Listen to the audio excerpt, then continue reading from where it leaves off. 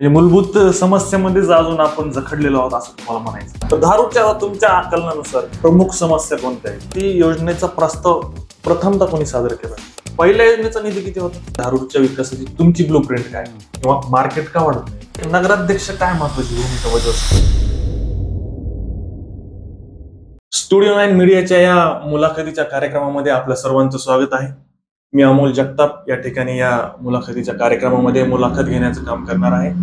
या मुलाखतीच्या माध्यमातून आपल्याला धारूर शहरामध्ये सध्या ज्या सार्वत्रिक नगर परिषद निवडणुकीचं जे बिगुल वाजलेलं आहे त्या माध्यमातून जे कोणी उमेदवार नगरसेवक आणि नगराध्यक्ष या पदाची जी निवडणूक लढवणार आहेत त्यांच्या आपण मुलाखती घेणार आहोत आणि त्यांचा जो काही राजकारणातला समाजकारणातला जो काही प्रवास आहे, त्यांचं जे काही म्हणणं आहे किंवा त्यांचं विकासाचं जे काही विजन आहे ते आपण या माध्यमातून या ठिकाणी गावातील किंवा शहरातील सर्व लोकांपर्यंत पोहोचवण्याचं काम करणार आहोत.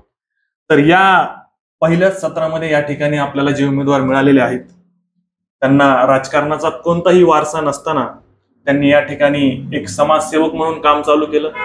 धारूर शहरामध्ये भूतना भविष्य असं कार्यालय उघडलं. आतापर्यंत शहरामध्ये जे काही नेते झाले किंवा जे अध्यक्ष झाले, नगरसेवक झाले, त्यांनी कुणाचंही कार्यालय आतापर्यंत कोणी बघितलं आणि त्या कार्यालयामध्ये जे काही सामान्य लोक येतात त्यांची कामं घेऊन येतात आणि विशेषतः त्या कार्यालयातून बाहेर पडताना त्यांच्या चेहऱ्यावर जे समाधान असतं की आपलं काम आता होणार आहे असा एक माणूस धारूर शहरामध्ये आला.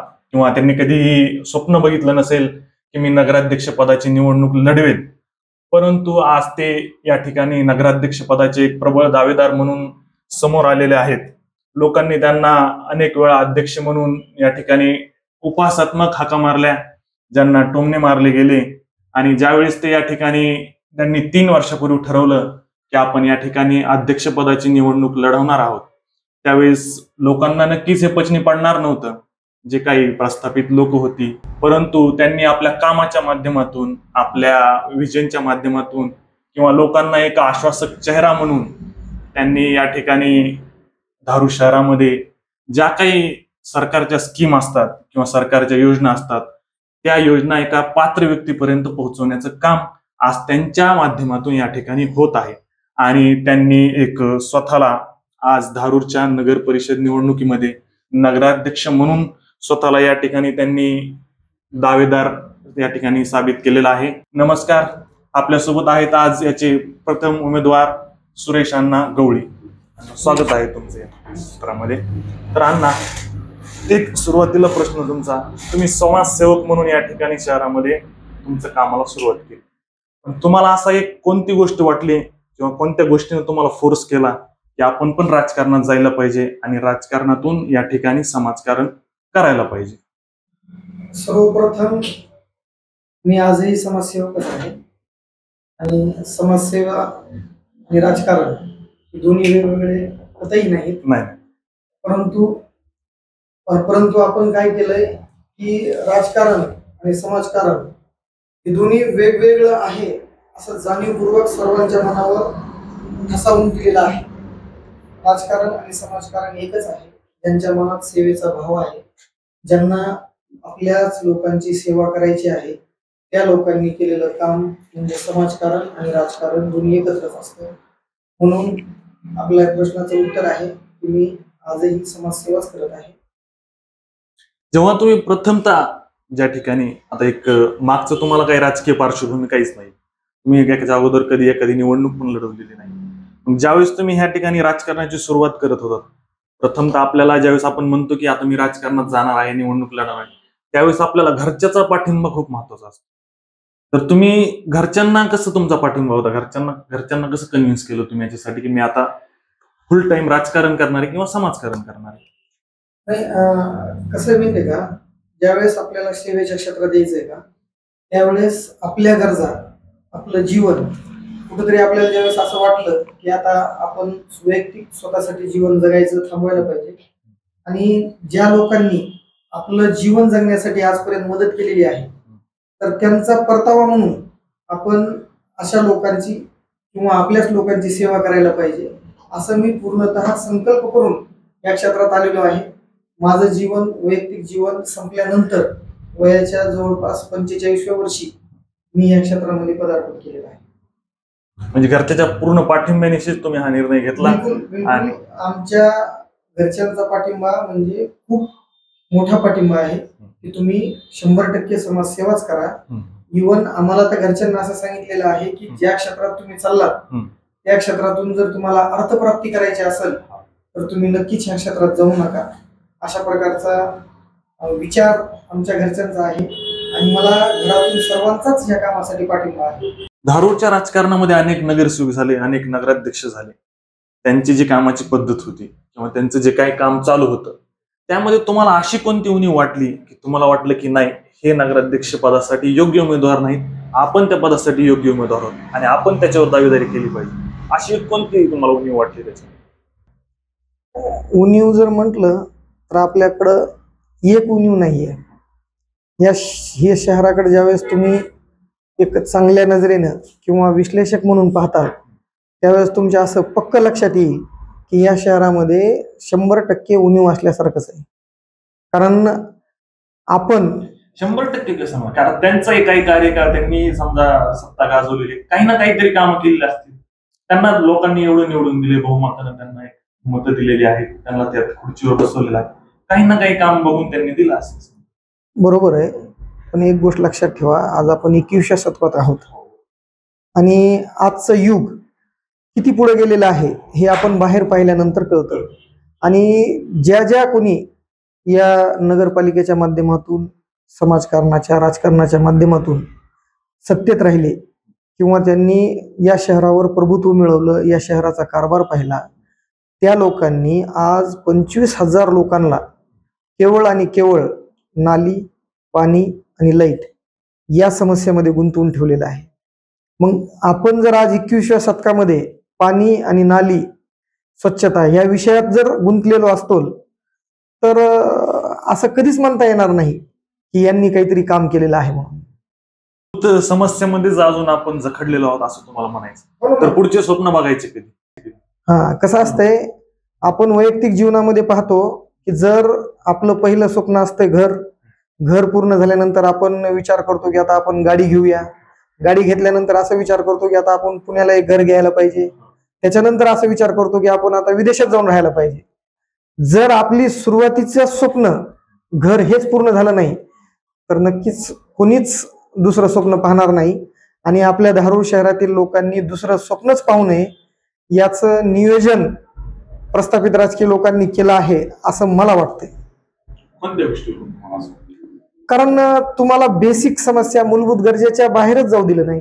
मग तुमच्या मूलभूत गरजा जर पूर्ण झाल्या नसतील तर तुम्ही आपल्या शहरामध्ये समजा विमानतळ पाहिजे, रेल्वे पाहिजे किंवा अनेक मोठा प्रकल्प पाहिजे, उद्योग पाहिजे, त्यानंतर व्यापार वाढला पाहिजे, याचा तुमच्या डोक्यामध्ये किंवा तुमच्यामध्ये असा विचारच उत्पन्न होऊ दिला नाही, कारण तुम्ही मूलभूत समस्यामध्येच अडकून ठेवले.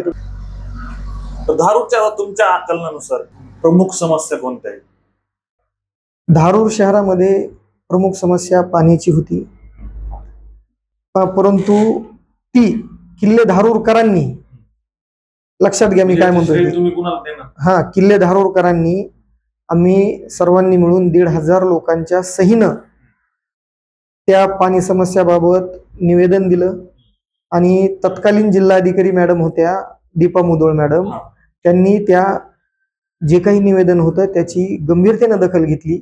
त्यावेळेस टंचाई विभागासाठी विशेष तरतूद होती निधीची, त्या विशेष तरतुदीच्या माध्यमातून त्यांनी तो प्रस्ताव तयार करायला लावला आणि तो प्रस्ताव माझ्या माहितीनुसार दीपा मुधोळ मॅडम यांनीच मंजूर करून आणला आणि पाण्याची बंद पडलेली योजना जी की मागील 15 वर्षापासून कुंडलिका पाणी पुरवठा योजना बंद पडलेली होती, ती चालू झाली आणि त्यावर काम चालू आहे. आणि त्याच्यामध्ये पण खूप ट्विस्ट होते. ती योजना चालू करायची कशी, ती मुळात प्रथमतः ती योजनेचा प्रस्ताव प्रथमतः कोणी सादर केला?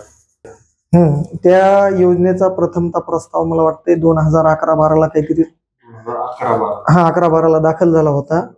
त्यानंतर ती योजना, त्या योजनेसाठी निधी 2014 आला होता. ही आपले आमदार जे आहेत त्यांनीच हा प्रस्ताव दिला का? नाही, आता ते आमदारांनी दिला का नगर परिषदेमार्फत झाला होता. अजितदादांनी त्या योजनेसाठी निधी दिला असं आपण ऐकतो, पण त्याबाबतची कागदोपत्री काही खात्री केलेली नाही. जे ऐकतो ते ऐकतो, कारण आपल्या अगोदरचा विषय आहे तो. परंतु ज्यावेळेस मी आपलं शहर ऐतिहासिक किल्ले धारूर आहे. आपल्या किल्ले धारूर शहरामध्ये इतिहासाची आठवण देणारा किल्ला आहे, आणि त्या किल्ल्यामध्ये जाऊन मी संकल्प केला की कुंडलिका पाणी पुरवठा योजना सवज जी बंद पडलेली आहे ती पुनर्जीवित करण्यासाठी, चालू करण्यासाठी मी माझ्या खांद्यावर घेतो. मी तसा संकल्प केला. त्यानंतर त्या योजनेच्या कागदपत्राची पडताळणी केली, तर त्यामध्ये मला प्रामुख्याने 2-3 मुद्दे जाणवले. ज्यामध्ये सर्वप्रथम पहिला मुद्दा होता की जो कॉन्ट्रॅक्टर होता फड नावाचा, त्यांचं असं म्हणणं होतं की आमच्याकडे नगरपालिकेचं 1 कोटी रुपयाचं बिल बाकी आहे, ते बाकी बिल द्यावं, मग मी काम चालू करतो. आणि नगरपालिकेचं असं म्हणणं होतं की त्यांचं काही बिल बाकी नाहीये. म्हणजे कोणाच्या कार्यकाळात आता मागचे जे म्हणजे हे साधारणतः 2 वर्षापूर्वीचा विषय आहे. 2-3 वर्षापूर्वी तर आपण समजा प्रशासकाच्या काळातच. तर त्या दोघांचं जे वाद चालू होता, आता त्या वादामध्ये मी ज्यावेळेस सखोल चौकशी केली त्यावेळेस असं लक्षात आलं माझ्या की एक तर नगरपालिका बिल देत नाही आणि तो कॉन्ट्रॅक्टर काम चालू करत नाही. मग अशा परिस्थितीत काय करायला पाहिजे म्हणून मी एक अर्ज बनवला. त्या अर्जामध्ये अशी तरतूद केली किंवा असं लिखावट केली की गुत्तेदारांनी जो टेंडर घेतलेला आहे तो टेंडर गुत्तेदारांनी पूर्ण करायला पाहिजे, आणि जर गुत्तेदारांनी तो टेंडर पूर्ण केला नाही तर त्यांच्यावर कायदेशीर कारवाई व्हायला पाहिजे. त्या गुत्तेदाराला किंवा त्यांच्या लायसन्सला ब्लॅकलिस्ट करायला पाहिजे. आणि तशा प्रकारचा मी नगरपालिकेला अर्ज दिला, आणि जर नगरपालिकेने त्यांच्यावर कारवाई केली नाही तर मी तो अर्ज घेऊन माननीय उच्च न्यायालयात जाणार होतो, आणि त्या ठिकाणाहून त्या फड नावाच्या गुत्तेदाराला किंवा त्यांच्या एजन्सीला ब्लॅकलिस्ट करणार होतो. अशा प्रकारचा माझा तो अर्ज होता. तो अर्ज मी त्या फड साहेबांना पण दिला. त्यांना म्हणलं या अर्जाचं तुम्ही विश्लेषण करा, वाचन करा, तुम्ही एखाद्या वकिलाला दाखवा. जर तुम्ही काम केलं नाही तर नक्कीच तुम्ही अडचणीत येताल आणि तुम्हाला तुमची संस्था कायमस्वरूपी ब्लॅकलिस्ट होईल, असं मी त्यांना सुचवल्यानंतर त्यांनी माझ्यासोबत 2-3 मीटिंग केल्या. त्याच्यानंतर त्यांनी तो अर्ज त्यांच्या वकिलाला पण दाखवला, आणि त्यांच्या कुठेतरी लक्षात आलं की आपण चुकतोय, आपलं चुकलंय, आणि म्हणून त्यांनी त्या गुत्तेदारीतून किंवा त्या टेंडरमधून बाहेर जाण्याचा निर्णय घेतला. आणि नगरपालिकेला त्यांनी अगदी स्पष्टपणे बॉन्डवर लिहून दिलं की माझं आणि ह्या गुत्तेदारीचं, कॉन्ट्रॅक्टशिपचं किंवा कुंडलिका पाणी पुरवठा योजनेचा काही एक संबंध राहिला नाही. मग त्याच्यानंतर पुढची प्रक्रिया सुरू झाली. त्याच्यामध्ये ही 2 वर्षापूर्वीची गोष्ट, साधारणतः 1.5 वर्षापूर्वीची, आणि प्रशासकाच्या काळात. आणि त्याबाबत दीपा मुदळ मॅडमने मीटिंग लावल्या. त्यांनी 10-10, 15-15 दिवसाला मीटिंग ठेवल्या, आणि त्या मीटिंग मध्ये पण हाच विषय झाला की गुत्तेदारांनी काम पूर्ण करायला पाहिजे का नाही. तर तिथं त्यांनी असं केलं की आम्हाला काम परवडत नाहीये, आणि काम परवडत नसल्यामुळं आम्हाला अधिक बिल द्यावं किंवा अधिकची मंजुरी द्यावी असं काहीतरी आहे त्या प्रक्रियेमधलं, किंवा बिल वाढून द्यावं. तर मग मी दीपा मुदळ मॅडमला म्हटलं की मॅडम, यांनी जे टेंडर घेतलंय ते टेंडर घेतलंय 2017 मध्ये, आणि टेंडर अलाउड झालेले 2014 मध्ये. मग 2014चा रेट त्यांनी 2017ला कंटिन्यू केलाय, आणि त्यांनी जर तो रेट कंटिन्यू केला असेल तर आज आपल्याला त्यांना ती काही जी वाढीव रक्कम मागतात किंवा वाढवून द्या म्हणतात ते करता येणार नाही. आणि त्याच्यावर दीपा मुदळ मॅडम येस झाल्या, आणि त्यांनी कॉन्ट्रॅक्टरला अगदी स्पष्ट शब्दात सांगितलं की जर तुम्ही काम सुरू केलं नाही किंवा कामातून काम सोडून दिलं नाही किंवा काहीतरी ठोस निर्णय घेतला नाही, अन्यथा तुमच्यावर आम्ही गुन्हे दाखल करू. म्हणजे दीपा मुदळ मॅडमचा हा स्टँड आपल्या धारूरच्या कुंडलिका पाणी पुरवठा योजना चालू करण्यासाठी खूप महत्वाचा आणि टर्निंग ठरला. त्याच्यानंतर आता जे काम झालेलं आहे त्याच्यानंतर त्याच कॉन्ट्रॅक्टरने केलं नाही, आता दुसरा कॉन्ट्रॅक्टर आहे. आता जवळपास 70 कोटीची योजना आहे, आणि त्यामध्ये त्याच्यामध्ये पहिली योजना चालू करणं. पहिल्या योजनेचा निधी किती होता? पहिल्या योजनेचा 2014 ज्यावेळेस हिला मंजुरी मिळाली त्यावेळेस 2014चा निधी माझ्या हिशोबाने 19 ते 20 कोटी रुपयाचा होता. 19 ते 20 आणि 2017ला यांची टेंडरला मान्यता मिळाली यांची. नाही, 2014चीच योजना आहे. 2014चाच 19 कोटीचा निधी आहे. परंतु 2017ला जो आजचा गुत्तेदार आहे त्यांनी त्याचं परत रिटेंडर केलं होतं, काहीतरी असं झालेली प्रक्रिया, आणि त्यांना त्याच बिलो रकमेवर ती टेंडर घेतलं होतं. आता पाणी प्रश्नावर आपण एवढं का बोलतोय याच्यासाठी महत्वाचं आहे, कारण 2014ला जर कुंडलिका पाणी योजना ही मंजूर झाली होती आणि आज 2025 आहे, आज तागायत कुंडलिका पाणी योजनेतून आपल्या नळापर्यंत अजूनही पाणी आलेलं नाही. मागं तुम्ही सोशल मीडियावर कुठेतरी पाहिलं असेल की कुठेतरी आपल्या एका याच्यामध्ये वॉल एक काढण्यात आला, त्या वॉलमध्ये पाणी आलं होतं, तिथपर्यंतच या ठिकाणी ती सीमित आहे. अजूनही आपल्या नळाला पाणी, म्हणजे 14 ते 2025 11 वर्ष झालेले आहेत. आणि त्याच्यामध्ये महत्वाचं म्हणजे 2016 साली शहराने एवढा दुष्काळ बघितला, आपलं मधलं बाजार तळ सुद्धा आटून गेलेलं होतं त्या ठिकाणी. आणि त्या ठिकाणी आपल्याला त्यावेळेस टँकरनं आपल्या पाण्याच्या टाकीमध्ये पाणी टाकून नंतर ते लोकांना देण्यात आलेलं होतं. एवढा भीषण दुष्काळ बघितलाय आणि आजही आपण त्या पाण्यासाठी तरसलेलेच आहोत. आजही अर्ध्या शहराला टँकरनंच पाणी पुरवठा होतोय, जे की खासगी टँकर आहेत त्याच्यानुसार.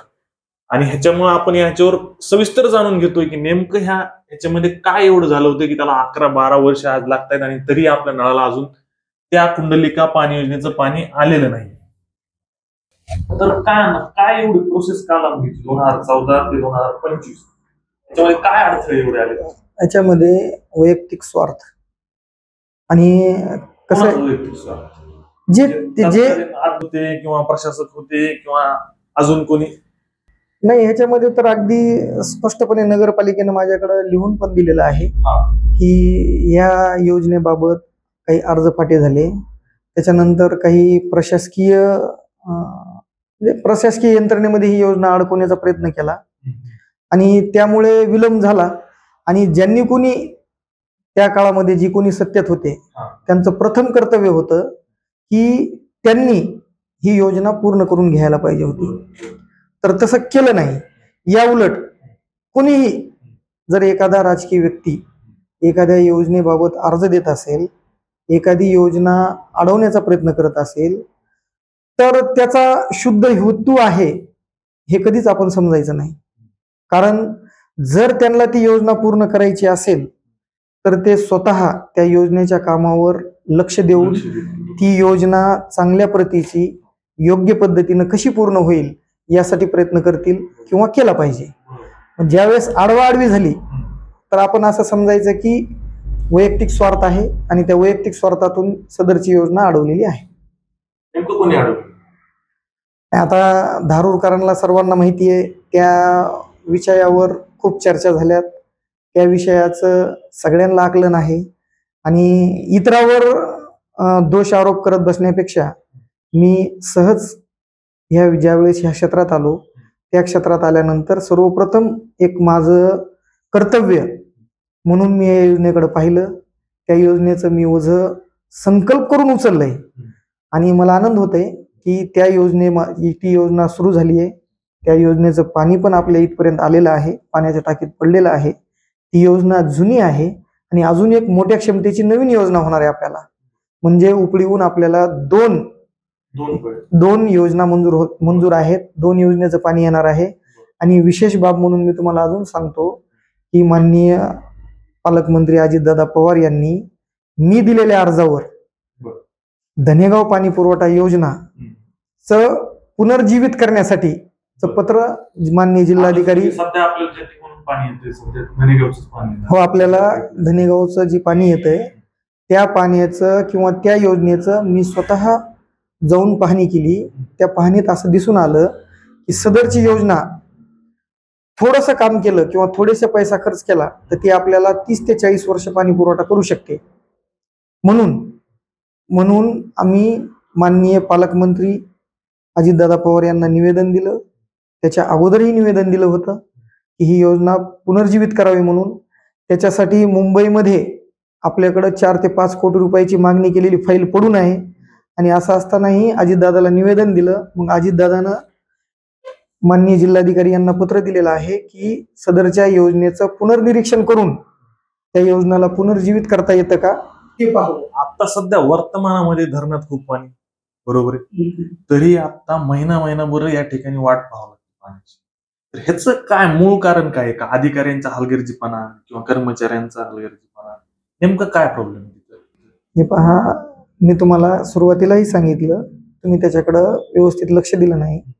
जर तुमचा भाव सेवा असेल आणि तुम्हाला जर आपल्याच लोकांची सेवा करायची असेल तर तुम्हाला कुठल्याही पदाची गरज पडत नाही. आणि जर तुमच्या भावात सेवा नसेल तर अशा प्रकारचं जी काही चित्र आहे धारूरमध्ये, पाणी मिळत नाही, महिनाभर मिळत नाही, 1.5 महिनाभर मिळत नाही, 2 महिनाभर मिळत नाही, हे त्याच्यामुळे चालू आहे. पण सध्याची जी वस्तुस्थिती आहे ती वस्तुस्थिती अशी आहे की जी धनेगाव पाणी पुरवठा योजना धारूरला पाणी पुरवठा करते त्या योजनेमधील जी जुने पाईप आहेत, जे जमिनीच्या आत आहेत, ते पाईप 40 वर्षापूर्वी टाकलेले आहेत आणि ते पूर्णतः गंजून गेलेत. एक लिकेज काढलं की दुसरं लिकेज होतंय. त्याच्यामध्ये काही चुकीचंही असेल की जाणीवपूर्वक बंद ठेवणं, बिल काढण्यासाठी वगैरे वगैरे काही असेल किंवा अशा चर्चा आहेत.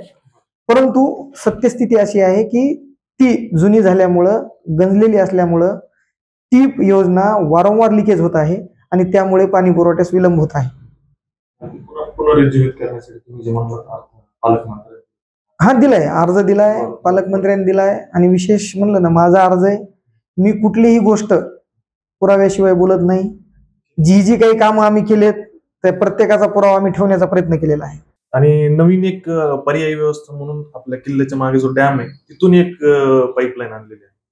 तर ती त्याचाही फायदा आता सध्या होतोय का? आपलं ती चालू आहे का?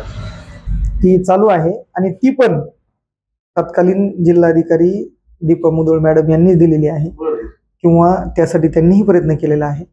आता विषय असा होतो की प्रत्येक जण आपापल्या परीनं श्रेय घेण्याचा प्रयत्न करतो, काही हरकत नाही. त्यांनी हातभार लावला असेल आणि त्यांनी श्रेय घेतला तर त्याच्याबद्दल काही म्हणजे असं वाईट वाटायचं गरज नाहीये. कारण प्रत्येक चांगल्या कामामध्ये प्रत्येकाचा हातभार असतो आणि ती अगदी मोठ्या मनाने सर्वांनीच स्वीकारायला पाहिजे. ज्यांनी जे काम केलं ते केलंच. हा, ज्यांनी नाव, प्रत्येक गोष्टीत नाव ठेवलं. तर आता तुम्ही नगराध्यक्ष पदाच्या उमेदवारीला सामोरं जाणार, निवडणुकीला सामोरं जाणार, तर नेमकं आता तुमचं विजन काय, तुमची धारूरच्या विकासाची तुमची ब्लूप्रिंट काय, एकदा सविस्तर त्याच्यावर आम्हाला सांगा.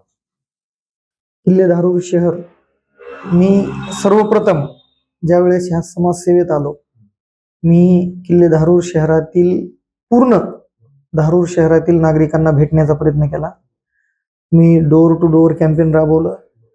सर्व लोकांच्या काय काय समस्या आहेत त्या समस्या जाणून घेण्याचा प्रयत्न केला आणि त्यामधून असं लक्षात आलं की आपल्याकडं लाईट, पाणी, स्वच्छता ह्या तर खूप गंभीर समस्या आहेतच, त्याच्याबद्दल काही म्हणजे नाकारता येण्यासारखं नाहीये. पण सर्वाधिक मोठी समस्या, ज्या समस्याकडं सर्वांनी दुर्लक्ष केलं, ती आहे व्यापाराची.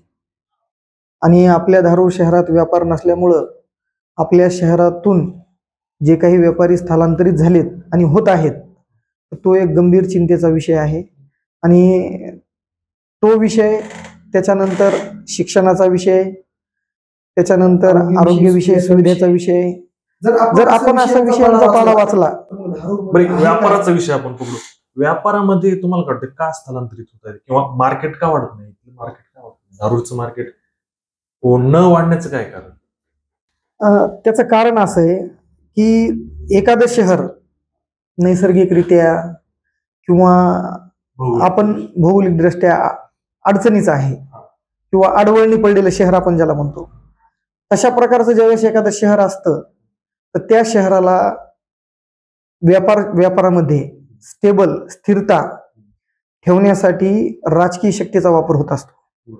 राजकीय शक्ती काय करते की वरी जाऊन, म्हणजे थोडक्यात मुंबईला जाऊन किंवा किंवा त्या काळात जी काही मंत्री, मुख्यमंत्री किंवा मोठ्या पदावरील लोक आहेत त्यांना भेटून आपल्या धारूरसाठी एक ठोस योजनेचा आराखडा घेऊन त्या योजना आपल्या शहरात राबवण्याचं काम करत असते. आणि तसं केल्यानंतर जे आडवळणीला पडलेलं शहर किंवा जे शहर पाठीमागे जात आहे शहराला स्थिरता देण्याचा प्रयत्न केला जातो. आपल्या शहराचं दुर्दैव असं आहे की आपल्या शहराला ज्या काही मूलभूत गरजा आहेत त्याच पूर्णत्वास गेल्या नाहीत किंवा जाऊ दिल्या नाहीत, तर आपल्या शहराला व्यापाराच्या बाबतीत ज्या काही अडीअडचणी निर्माण झाल्यात त्या अडीअडचणी दूर करण्याचा प्रयत्न तर झालाच नाही आणि होण्याचा प्रश्नही उद्भवत नाही. म्हणून आपल्या धारूर शहरातून स्थलांतरण होत आहे, होत राहणार आहे. त्याला जर आपण ठोस प्रोग्राम बनवून जर त्याच्यावर काही काम केलं नाही, त्यामध्ये एकटा कोणी काम करू शकत नाही. संपूर्ण धारूर शहरातील नागरिकांनी एकत्र येऊन जर काही ठोस योजनेवर काम केलं नाही तर कदाचित धारूरचं पलायन सतत चालू राहील आणि पुढील काळात अनेक व्यापारी बाहेर जातील. त्या ठिकाणी 1-2 वर्ष स्वतःचा व्यापार स्थिर करण्याचा प्रयत्न करतील आणि व्यापार स्थिर झाला की मग नंतर एखादा प्लॉट घेतील, घर बांधतील आणि ते तिथं स्थायिक होतील. आणि अशा प्रकारे अनेक व्यापारी आपल्या धारूर शहरातून बाहेर निघून गेलेत. त्यामध्ये एक नगराध्यक्ष काय महत्वाची भूमिका बजावू शकतो व्यापार वाढीसाठी किंवा त्यांचं स्थलांतर होऊ नये म्हणून याच्यासाठी, किंवा इथून मागच्या अध्यक्षांनी काय भूमिका त्यावेळेस घ्यायला पाहिजे होती व्यापारासंदर्भात? कसं आहे माहिती का, नगराध्यक्ष ही काही साधारण शक्ती नसते. नगराध्यक्ष 25,000-30,000 लोकांचं प्रतिनिधित्व करणारा व्यक्ती असतो. म्हणजे 25,000 लोकांची शक्ती त्या एकाच पदामध्ये एकवटलेली असते आणि ते पद खूप मोठं आहे. तुम्हाला 25,000 लोकांचं व्यापाराच्या बाबतीत असो या दुसऱ्या कुठल्याही बाबतीत असो, ते जर व्यवस्थित शासनाकडे मांडता आलं आणि त्यांच्याकडून त्यासाठी काही योजना मागता आल्या आणि त्याच्यामध्ये जर सेवेचा भाव असेल तर नक्कीच व्यापार असो या कुठलीही समस्या असो त्या समस्येबाबत माझ्या नजरेनं नगराध्यक्षपद खूप मोठी महत्वाची भूमिका निभावू शकतं. नगराध्यक्ष फक्त जी राज्यात या ठिकाणी जे मंत्री वगैरे योजना तयार करतात त्या योजनाच फक्त राबवू शकतो का स्वतःची पण अशी काही एखादी शहराच्या गरजेनुसार एखादी योजना तयार करून ती त्या ठिकाणी प्रस्तावासाठी पाठवू शकतो, असं काही होऊ शकतं का? फक्त तिकडून वरून ज्या योजना येणार त्याच फक्त खाली राबवायच्या असं काही? नाही, तसं काही नाहीये. नगराध्यक्ष यांनी जर ठरवलं की आपल्या सोबत 25,000 लोकांना घ्यायचंय, त्यांच्याकडून वेगवेगळे विचार ऐकायचे, त्यांच्या बी काही कल्पना असतील त्या कल्पना स्वीकारायच्यात, त्यांना सोबत घेऊन वेगवेगळे प्रयोग करायचे. मग ते सरकारच्या अनुदानावरच नाही तर आपण वैयक्तिक स्वतः देखील करू शकतो. उदाहरण घेऊ आपण की बाबा आपल्या धारूर शहरामध्ये व्यापार वाढीसाठी एज्युकेशन सिस्टम, शिक्षण खूप मोठं काम करू शकते.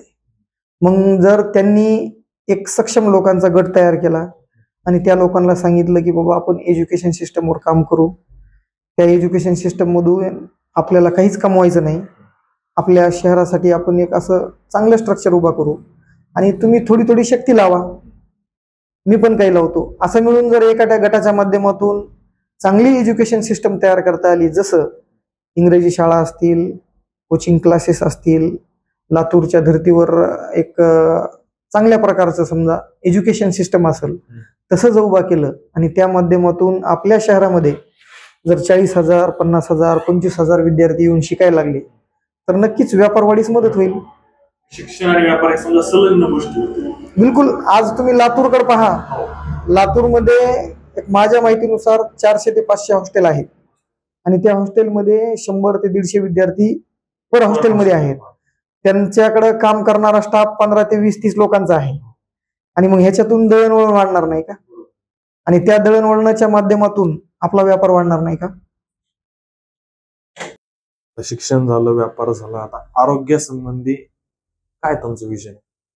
माझं विजन मागील 3 वर्षापूर्वी स्पष्ट आहे आणि माझ्या विजनाच्या मी प्रत्येकाला 3-3 वेळेस प्रति दिल्यात. मी त्याचं वाटपही केलंय आणि त्यामध्ये आरोग्यासाठी देखील आपण वेगवेगळे उपाय सुचवले आहेत आणि आरोग्याच्या दृष्टीनं पण आपल्याला काय काय काम करता येतील ते देखील सुचवलं आहे. व्यापार आहे, शिक्षण आहे आणि मोठे मोठे स्वप्न पण आहेत की त्यामध्ये आपण असं स्वप्न बघू, तसं स्वप्न बघू. आणि आमच्या संकल्पपत्राची टॅगलाईन पण आहे, मी किंवा आपण दिव्य स्वप्न पाहणार आणि ते पूर्णही करणार. जोपर्यंत आपण स्वप्न पाहणार नाहीत तोपर्यंत आपले स्वप्न पूर्ण देखील होत नसतात. आता प्रत्येक ज्यावेळेस आपण एखादा नगराध्यक्ष बघतो, नगरसेवक बघतो, त्याचा एक 5 वर्षाचा कार्यकाळ असतो. 5 वर्षापूर्वीचा तो आणि 5 वर्षानंतरचा तो. याच्यामध्ये मोठा बदल त्याच्या संपत्तीमध्ये खूप बदल होतो. खूप मोठी माया जमून बसतो. असं काय नेमकं हे करतात हे की लोक एवढा भ्रष्टाचार करतात आणि नंतर एवढे गडगंज होतात? म्हणजे सामान्य लोकांना कुठंतरी हे नकोस झालेलं आहे. तर मग तुम्हाला काय वाटतं, ह्यांचे हे सगळे पर्याय बंद करण्यासाठी काय करते सामान्य नागरिक म्हणून किंवा एक तुम्ही नगराध्यक्ष उमेदवारीला तुमच्याकडून काय ठोस उपाय करता येते? कसं आहे माहिती का, भ्रष्टाचार होतो आणि भ्रष्टाचार आपण पाहतो. दोन्ही बाबी आपल्याला स्पष्टपणे सर्वांनाच जाणवतात. त्याच्यामुळे भ्रष्टाचार कसा होतो, काय होतो यावर आपण चर्चा करायची नाही, पण हे व्हायलाच नाही पाहिजे यासाठी नक्की योजना मी सांगतो. एक, सर्वप्रथम 25,000 नागरिकांनी हे समजून घेतलं पाहिजे की हा आलेला निधी, हा आलेला पैसा आमचा आहे, आमच्या टॅक्समधून आलेला पैसा आहे आणि या पैशाचे मालक आम्ही आहोत. सर्वात प्रथमचा मुद्दा. दुसरा मुद्दा, जी काही नगरपालिकेच्या वतीनं गुत्तेदारी होते, जे कोणी किंवा जी कुठलीही एजन्सी काम करत असेल तर त्या एजन्सीवर जर 25,000 लोकांचा वॉच असेल की आपण वाळू किती टाकताय, खडी किती टाकताय, सिमेंट किती टाकताय, किती खोल तुम्ही खोदकाम केलंय, गज बांधी कोणती केली आहे, तो गज किती MM चा आहे, आणि ह्या सगळ्या गोष्टीवर जर तुम्ही 25,000 लोकांनी बारीक नजर ठेवली तर साहेब भ्रष्टाचार संपला. भ्रष्टाचार होणारच नाही आणि तुम्हाला कुणीच मोठं होणार नाही पुन्हा. आणि माझं तर असं मत आहे की अशा पद्धतीनं जर एखाद्या गावानं एखाद्या शहरानं काम केलं तर नगरसेवक आणि नगराध्यक्ष पदाकडे कोणीही येणार नाही. आणि आपण तसंच करायचा विचार आहे. पुढच्या पंचवार्षिक मध्ये जर सुदैवानं आम्ही ह्या क्षेत्रात आलोत तर पुढच्या पंचवार्षिकला नगरसेवक पदासाठी, नगराध्यक्ष पदासाठी कोणीही इच्छुक नसणार नाही. कारण जिथं स्वार्थच राहिला नाही तर तिथं कोणी जाण्याचा विषयच नाही आणि परमार्थ करायला कोणी रिकामच नाही. आता तुमचे सगळ्या 10 वॉर्डामध्ये तुमचे उमेदवार बिलकुल फ्रेश चेहरे असणार आहेत असं तुम्ही सांगितलं तुमच्या ह्याच्यामध्ये, जाहीरनाम्यामध्ये, घोषणापत्रामध्ये. हे फ्रेश चेहरेच का तुम्हाला पाहिजेत? नवीन उमेदवार का तुम्ही निवडताय? त्याचंही एक खूप मोठं कारण आहे. कारण कसलेला पैलवान याची भूमिका वेगळी असते आणि जो नवीन पैलवान येतो त्याची भूमिका वेगळी असते. नवीन येणारा जो पण माणूस असेल तो युवा असतो आणि त्याला त्याच्या आयुष्यामध्ये काहीतरी करून दाखवायचं असं एक त्याचं ध्येय असतं आणि त्या ध्येयाचा वापर आपण आपल्या गावासाठी करून घ्यायचा आहे. म्हणून मी असं ठरवलंय की जे नवीन माणसं आहेत, युवा नेतृत्व आहे, त्याच लोकांना संधी द्यायची. प्रस्थापित राजकीय लोकांसोबत जायचंच नाही अशा प्रकारचा विचार माझा आहे. कारण नवीन नेतृत्वाचा धारूर शहरासाठी 100% फायदाच होणार असं माझं वैयक्तिक मत आहे. आता सध्या कोणत्याच पक्षांनी किंवा जे काही पक्ष आहेत त्यांनी कोणाच्याच उमेदवारी अजून निश्चित केलेल्या नाहीत किंवा त्यांच्या नावाची घोषणा केलेली नाही. त्याचं काय कारण वाटतं? म्हणजे एवढा वेळ काय घेता येईल? आणि तुमचं तर समजा तुम्ही अध्यक्षपदासाठी तुम्ही तर 3 वर्षापूर्वी तुमचं नाव डिक्लेअर केलं, बरोबर? आणि तुमच्या उमेदवाराचे तुम्ही या ठिकाणी आता आमच्या चॅनलच्या माध्यमातून काही नावं सांगू शकताल का? काही प्रभागामधले तुमचे उमेदवार काही सांगू शकताल? पहिला तुमचा प्रश्न आहे की तुम्ही 3 वर्षापूर्वी भावी नगराध्यक्ष म्हणून घोषित झाला. तो भाग वेगळा होता. कारण तो एक आपण जनतेसमोर जायचंय, समाजसेवा करायची, तर समाजसेवा आणि राजकारण एकच आहे हे दाखवण्यासाठी तो पहिला भाग होता. मी सदर काम करत असताना कधीही असा विचार केला नाही की नगरपालिकेची निवडणूक मला लढवावी लागणार आहे. कारण आरक्षण माझ्या हातात नव्हतं. आरक्षण कुणाला जाणार आहे हेही मला माहित नव्हतं. पण एवढं नक्की होतं की मी कुणाला तरी म्हणजे माझ्याच सहकार्याला, माझ्याच गावातील एखाद्या बांधवाला सोबत घेऊन निवडणूक लढवणार आहे. आणि ती निवडणूक अशा पद्धतीने लढवणार आहे की आम्ही जिथं आहोत किंवा आम्ही ज्यांच्या सोबत आहोत तोच नगराध्यक्ष होणार आहे. हा ठाम विश्वास घेऊन मी काम करत होतो. पण मला निवडणूक लढवावी लागणार आहे हे काय मला माहिती नव्हतं. आणि काय झालेलं आहे की पक्ष, या पक्षाबद्दल एक आकर्षण असते आणि त्या आकर्षणापोटी काही आम्ही ज्या उमेदवारांना विचारणा केली ते पण दुसऱ्यासोबत गेले, कारण त्यांना पक्षावर थोडासा विश्वास जास्त आहे. त्यांनी जनतेचं मन वाचलं नाही. जनतेत काय चाललंय याचं कुणाला काही देणं घेणं नाही. ज्यावेळेस मी उमेदवारांची लगबग बघितली, उमेदवारी घेण्यासाठी, उमेदवारीसाठी लागणारे कागदपत्र गोळा करण्यासाठी, तर तिथं थोडंसं आश्चर्य वाटलं. कारण ह्यांचं ज्या पद्धतीनं पळापळी चालू आहे, तर ह्यांनी जनतेचं मन वाचलं नाही, जनता काय म्हणती बघितलं नाही. पण ह्यांची निष्ठा एवढी मोठी आहे की पक्ष आणि पक्ष, या पक्षाने नाही दिलं तर त्या पक्षात, त्या पक्षाने नाही दिलं तर त्या पक्षात, कुणीही कोणत्याही पक्षात जात आहेत आणि उमेदवारी मिळवत आहेत. अरे बाबा, तुम्ही उमेदवारी मिळवत आहात मान्य आहे ना, उमेदवारी मिळवत आहात, उमेदवारी घेणार आहात, तुम्ही मत मागणार आहात, परंतु ज्यांच्यासाठी उमेदवारी घ्यायची, ज्यांच्याकडून मत मागायचे, तर त्यांच्याशी तुम्ही थोडंसं जवळीक करणं, त्यांचे विचार काय आहेत, त्यांना काय वाटतंय याबाबत देखील जाणून घ्यायला पाहिजे होतं.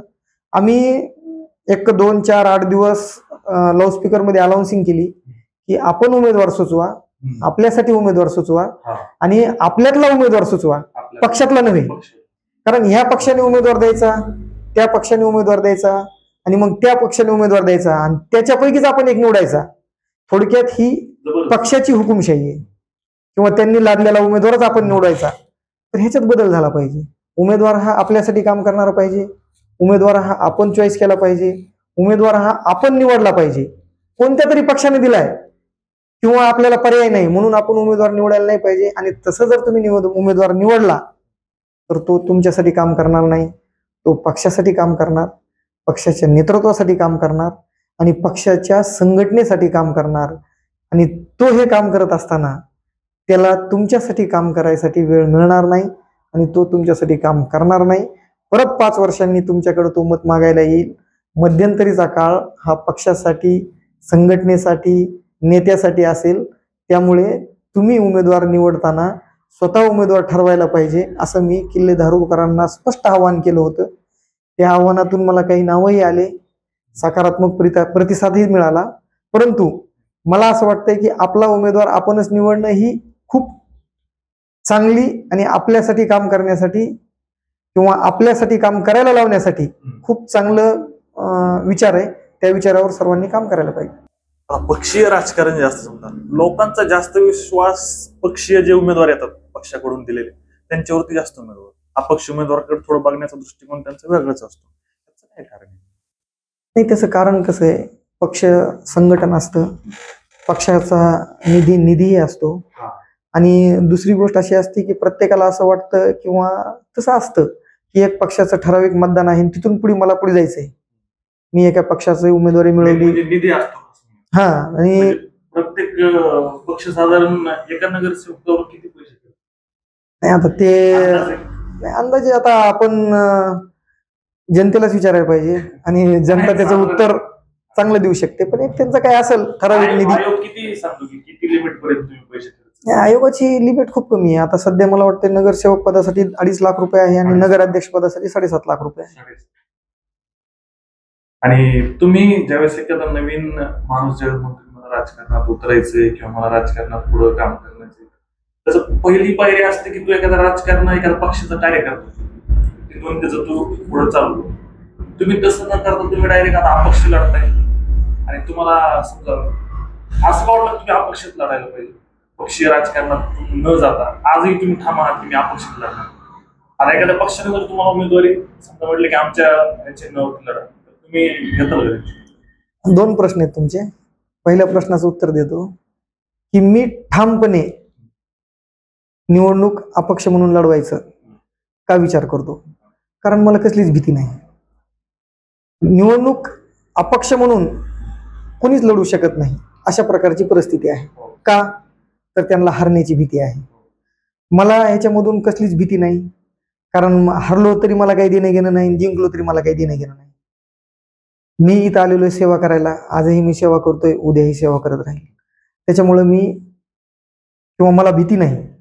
की अपक्ष आणि पक्ष याचा काही विषय नाही. दुसरा प्रश्न काय होता तुमचा?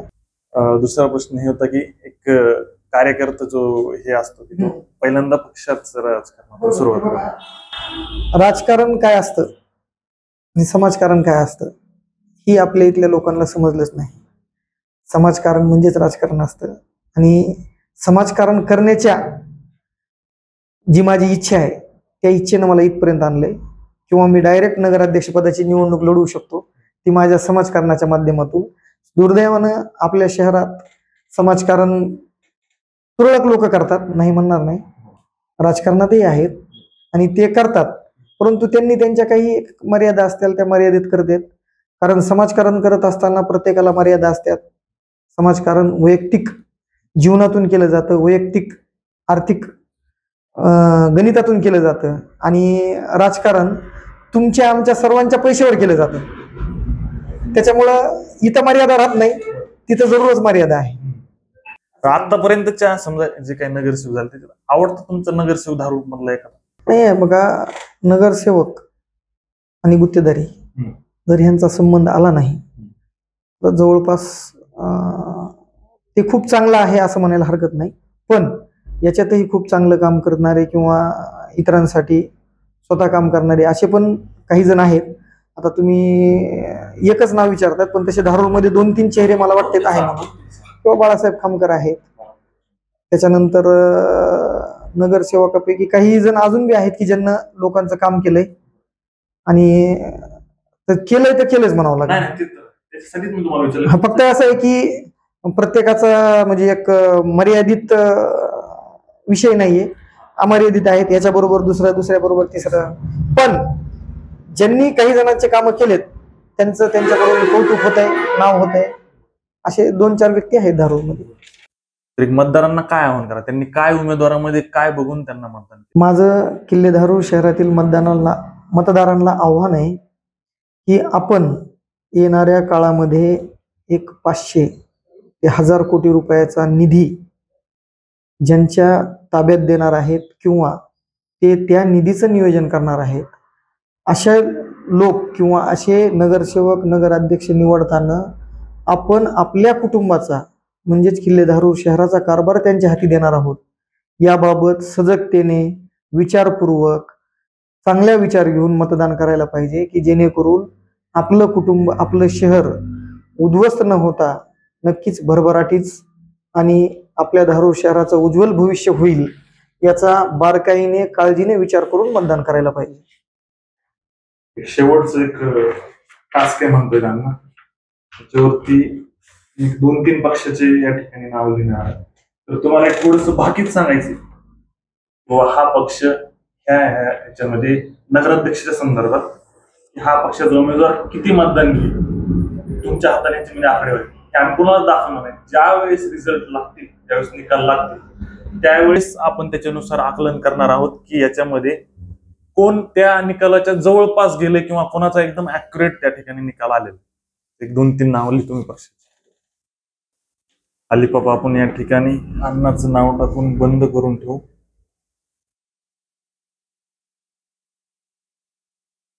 हीच उमेदवार राहिले तर बरं का जी आहेत सध्या ती, ह्याच्यात जर काही आदल बदल झाला तर फरक पडू शकते थोडा बहुत.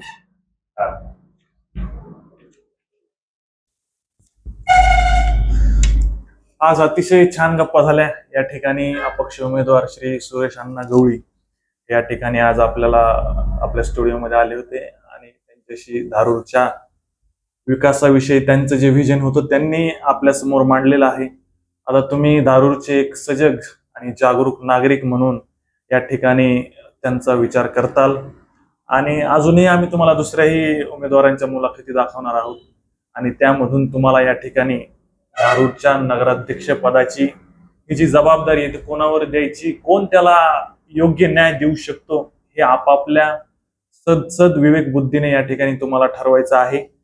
आणि एकदा सर्व मतदार बंधूंना आवाहन आहे की कोणत्याही प्रलोभनाला बळी पडून आपल्या येणाऱ्या पिढीची आणि आपली या ठिकाणी फसगत होऊ देऊ नका. आजपर्यंत जे या ठिकाणी धारूर शहरातल्या नागरिकांनी भोगले आणि जे भोगावं लागले तर ते या ठिकाणी इथून पुढे तरी किंवा आपली येणारी पिढी आपल्याला विचारेल की हे काय करून ठेवलं आमच्यासाठी, अशी परिस्थिती आपली होऊ नये म्हणून या ठिकाणी योग्य उमेदवार निवडा आणि आपलं भवितव्य सुरक्षित करा. सुरेश अण्णा, आपले या ठिकाणी मनापासून खूप खूप आभार. तुम्ही आलात आणि मनमोकळ्यापणाने तुमचं जे काही धारूरविषयी विजन होतं किंवा जी काही ब्लू प्रिंट होती तुम्ही आमच्यासोबत या ठिकाणी शेअर केली, त्याबद्दल तुमचे खूप खूप धन्यवाद आणि तुम्हाला भावी वाटचालीसाठी सुद्धा खूप खूप शुभेच्छा. आपले सुद्धा खूप खूप धन्यवाद. आपण अपक्ष उमेदवाराला बोलवून असं काहीतरी विचारलंय, हे असं शक्यतो घडत नाही, पण धारूर शहरात तुम्ही घडून आणले त्याबद्दल तुमचे सर्वांचे खूप खूप आभार आणि मतदारांचे सुद्धा खूप खूप आभार.